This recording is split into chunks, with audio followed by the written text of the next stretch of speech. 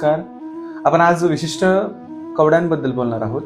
भगवतीला कवडी खूप प्रिय आहे, परंतु सहस्त्र कवड्या देवीच्या नावाने अर्पण केल्याने काय होते? करवीर निवासी महालक्ष्मीच्या गळ्यात आपल्याला करडी कवड्याची माळ अशा प्रकारे मिळते. आदिमाया आदिशक्ती पराशक्ती असणारी माता महालक्ष्मी सर्व काही वैभव प्रदान करणारी आहे.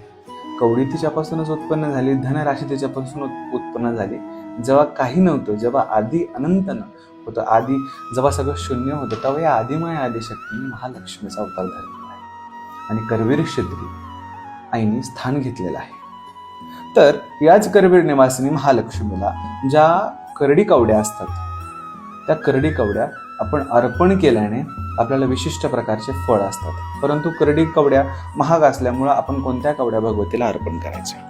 बघा, आपण आंबुक्या कवड्या ज्या असतात, त्या आंबुक्या कवड्या देखील देवीला अर्पण करू शकतो. ते कशा प्रकारे करायचे? आदल्या दिवशी दुधात त्या कवड्या भिजवून ठेवायच्या, दुसऱ्या दिवशी पाण्याने स्वच्छ करायच्या आहे.